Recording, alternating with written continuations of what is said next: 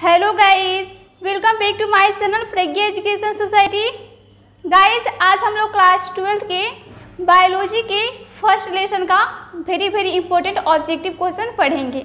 इससे रिलेटेड जितने भी महत्वपूर्ण ऑब्जेक्टिव है जो कि आपके परीक्षा में आने के चांसेस रहते हैं उन सभी को मैं बताऊंगी। तो आप लोग इस वीडियो को ध्यानपूर्वक देखिए और जितने भी ऑब्जेक्टिव है सभी को याद कर जाइए। चलिए आज का क्लास शुरू करते हैं।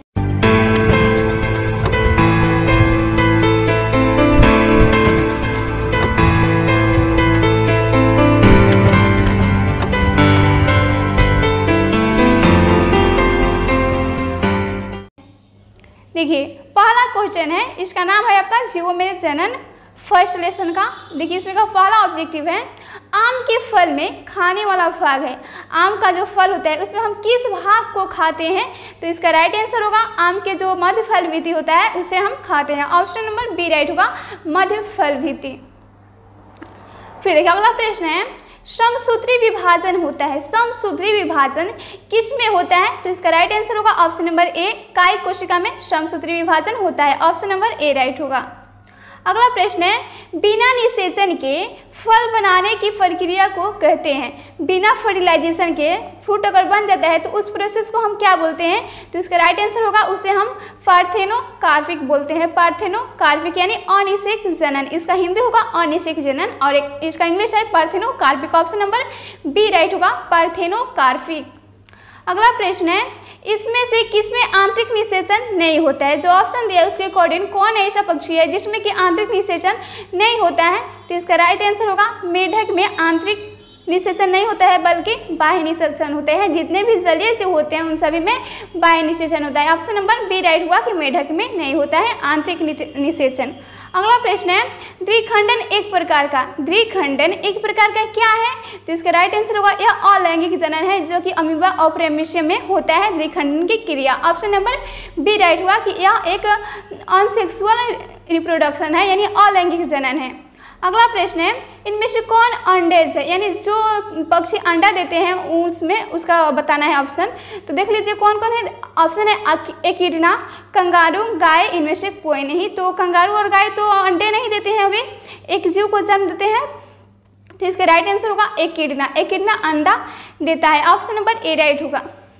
अगला प्रश्न है, इनमें से पूरे जीवन में एक ही बार पुष्पित होते हैं। जो ऑप्शन दिया उसमें कौन अपने पूरे लाइफ टाइम में एक बार पुष्प देते हैं? तो इसका राइट आंसर होगा ऑप्शन नंबर ए, बांस। बांस का पौधा अपने पूरे जीवन काल में एक बार पुष्पित होता है यानी पुष्प देता है।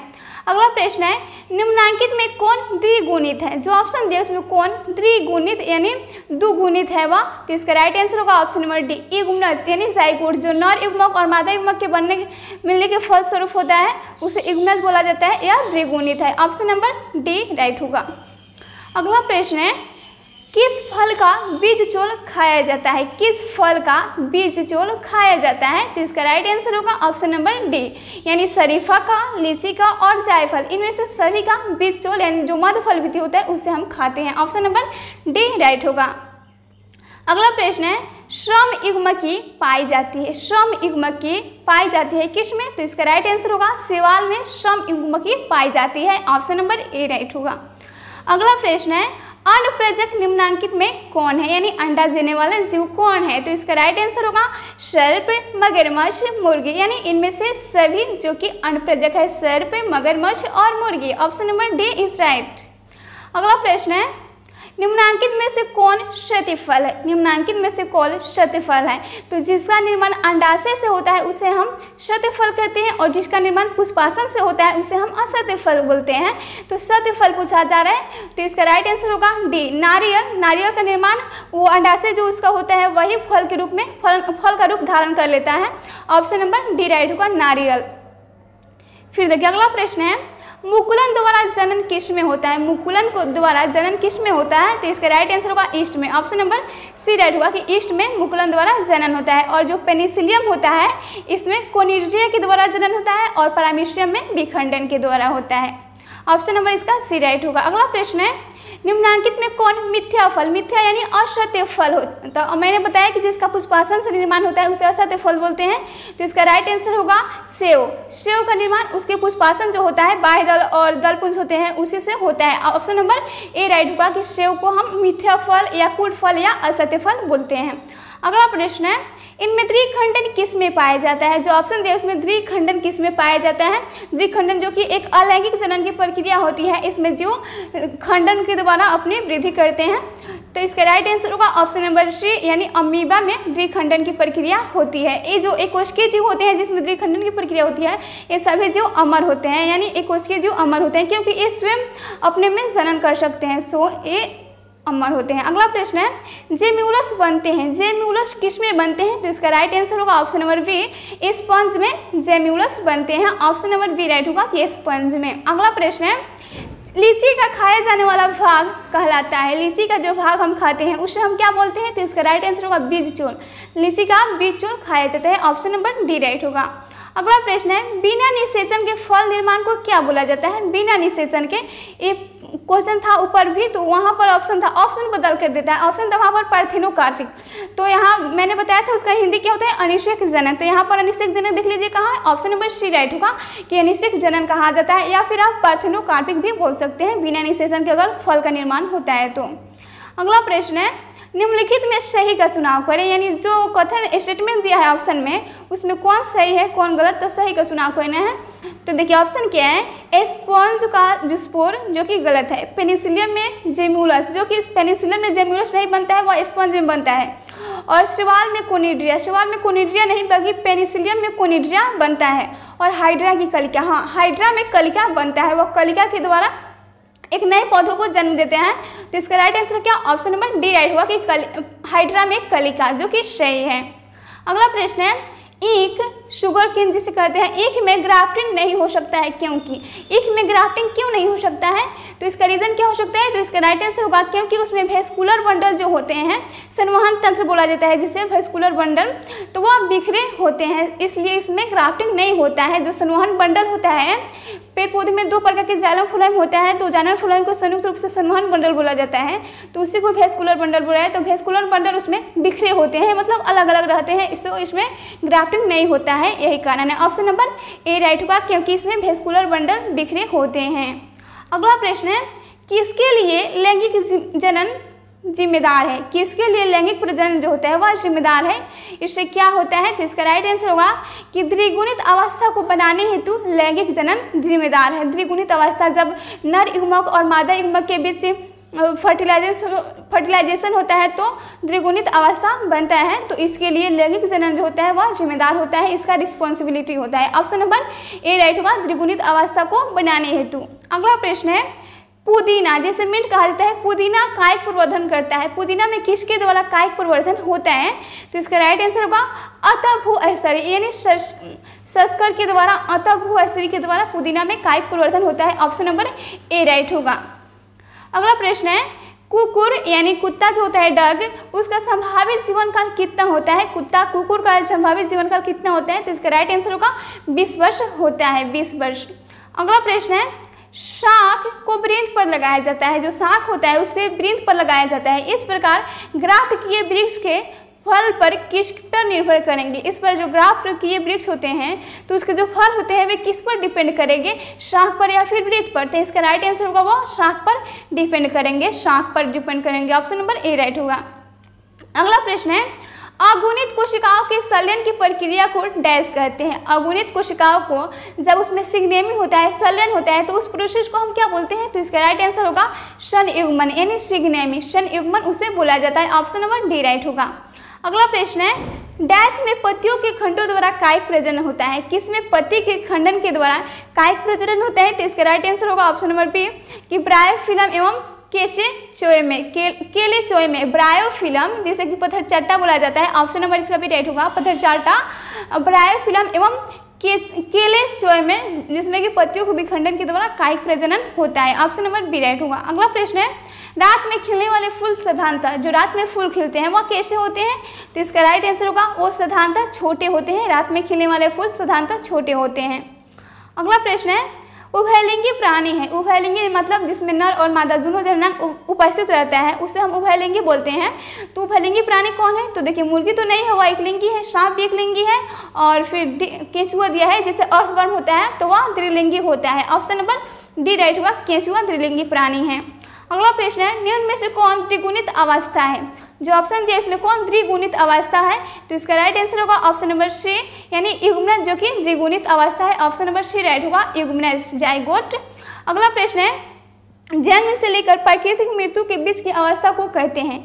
आपका जब जन्म होता है और प्राकृतिक तरीके से मृत्यु होता है तो उस पूरे प्रोसेस को हम क्या बोलते हैं? तो इसका राइट आंसर होगा लाइफ स्पेन यानी जीवन काल बोला जाता है। ऑप्शन नंबर ए राइट होगा कि जीवन काल बोला जाता है life span. Option number A right होगा। अगला प्रश्न है अकारिकी मॉर्फोलॉजी जो होता है आपका बाहरी आकार, शरीर का आकार तथा अनुवांशिकी यानी अंतर रूप से समान जीवों को कहते हैं। आकृति तथा अनुवांशिकी रूप से समान जीवों को कहते हैं तो उसे हम क्या बोलते हैं? जिसका राइट आंसर हुआ clone. Option number A right हुआ यानी क्लोन एक पुंजक जो होते हैं क्लोन उसे बोला जाता है।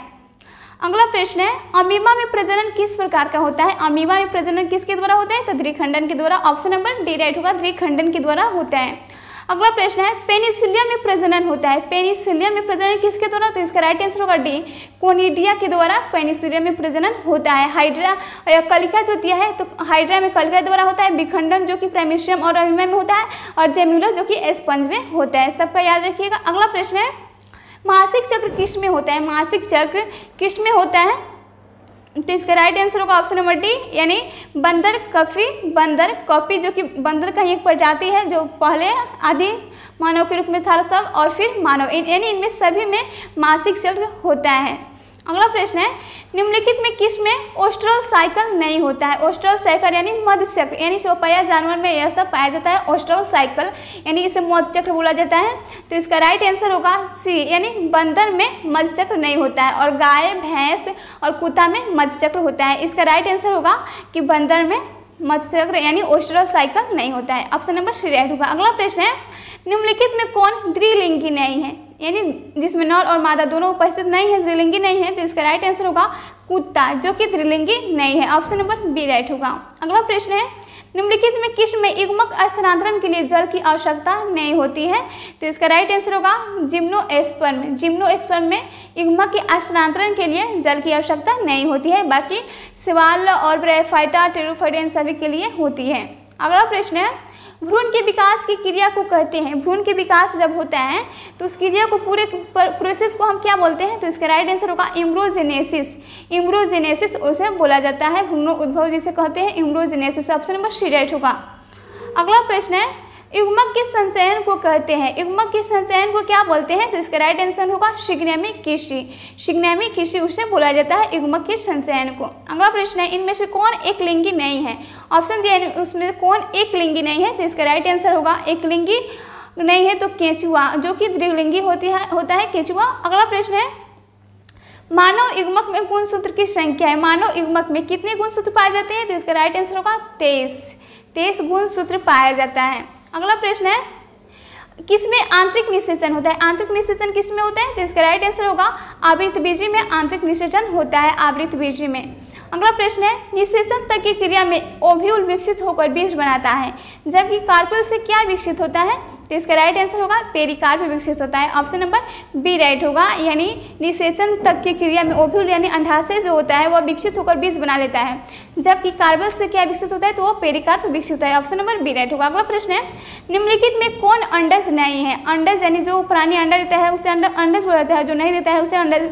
यहाँ पर बोला जाता है कि अंडज नहीं है तो इसका राइट आंसर होगा मानव यानी या मैमिलियन वर्ग के जितने भी जीव होते हैं वह अंडज नहीं होते हैं, जबकि रेप्टिलिया वर्ग के होते हैं और या फिर एबिस वर्ग के भी होते हैं, जैसे चिड़िया एबिस वर्ग में आता है। फिर देखिए अगला प्रश्न है इनमें से किसमें केवल एक बार अपने जीवन काल में पुष्प खिलते हैं? तो इसका राइट आंसर होगा ऑप्शन नंबर ए यानी बांस में। फिर देखिए अगला प्रश्न है निम्नलिखित में किस में 12 वर्ष में सिर्फ एक बार पुष्प खिलते हैं? तो इसका राइट आंसर होगा ऑप्शन नंबर सी नीला कुरेंजी में 12 वर्ष में एक बार पुष्प खिलता है। अगला प्रश्न है प्रकंद का उदाहरण है। प्रकंद का उदाहरण अदरक है। ऑप्शन नंबर सी राइट होगा, प्रकंद का उदाहरण अदरक। अगला प्रश्न है कलिकारोपण उदाहरण है। कलिकारोपण किसका उदाहरण है? तो इसका राइट आंसर होगा कायिक जनन का उदाहरण कलिकारोपण है। अगला प्रश्न है पेनिसिलियम नामक कवक में अलैंगिक जनन मुख्य रूप से किस संरचना के द्वारा होता है? पेनिसिलिन जो नामक कवक है उसमें अलिंग जनन किसके द्वारा होता है? तो इसका राइट आंसर होगा कोनिडिया के द्वारा उसमें होता है।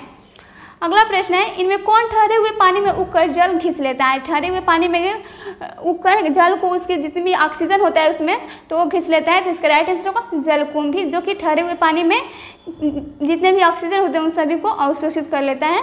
अगला प्रश्न है, गेमा द्वारा प्रजनन होता है। गेमा द्वारा प्रजनन किस में होता है? तो इसका राइट आंसर होगा कि कुछ ब्रायोफाइटा के अंदर जो पेड़ पौधे आते हैं उसमें गेमा के द्वारा प्रजनन होता है। ऑप्शन नंबर सी राइट होगा। अगला प्रश्न है, एक लिंगिता की स्थिति को उल्लेखित करने के लिए किस शब्द का प्रयोग होता है? एक लिंगिता यानी जो जीव जंतु एक लिंगी होते हैं तो उसके लिए हम किस शब्द का प्रयोग करते हैं? तो इसका राइट आंसर होगा कि एक लिंगाश्रय। एक लिंगाश्रय का वर्ड का हम यूज करते हैं। अगला प्रश्न है, द्विनिषेचन का परिणाम होता है। द्विनिषेचन का परिणाम क्या होता है? तो इसका राइट आंसर होगा भ्रूणपोष।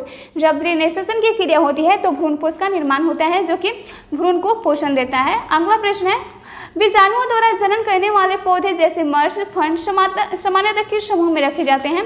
जो पौधे बीजाणु के द्वारा जनन करते हैं जैसे कि ऑप्शन है जैसे कि मर्श फंड, ये सब किस समूह में रखे जाते हैं, किस ग्रुप में? तो इसका राइट आंसर होगा क्रिप्टोगैम्स में रखे जाते हैं। ऑप्शन नंबर इसका राइट होगा सी, क्रिप्टोगैम्स में रखे जाते हैं। Option number C. अगला प्रश्न है, साइकस में परागण होता है। साइकस में परागण किस अवस्था में होता है? तो 3 कोशिकीय अवस्था में होता है। ऑप्शन नंबर ए राइट होगा। अगला प्रश्न है, एंथ्रेसिस की परिघटना क्या होती है? एंथ्रेसिस की जब परिघटना होता है तो उसमें क्या होता है? तो इसका राइट आंसर होगा पुष्पकलिका खुलता है, उसमें पुष्पकलिका का खुलना होता है। अगला प्रश्न है, निम्न में से कौन पत्ती के अग्रभाग द्वारा प्रजनन करता है?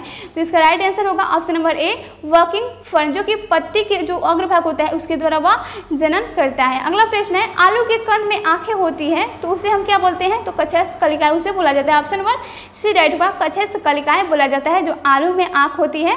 अगला प्रश्न है, निम्नलिखित में से कौन सा पादप उभय लिंगाश्रयी होता है? यानी जिसमें दोनों नर युग्मक और मादा युग्मक सम्मिलित होते हैं। तो इसका राइट आंसर होगा पाइनस, जो कि उभय लिंगाश्रयी होता है, pinus. Option number B right होगा। अगला प्रश्न है, निम्न में से कौन एक लिंगी है? एक लिंगी, तो इसका राइट आंसर होगा पपीता, जो कि एक लिंगी है। तो फ्रेंड्स आज के लिए इतना ही रहा आपके लिए ऑब्जेक्टिव। तब तक के लिए आप इन सभी को याद कर लीजिए। मिलते हैं अगले वीडियो में, तब तक के लिए जय हिंद जय भारत।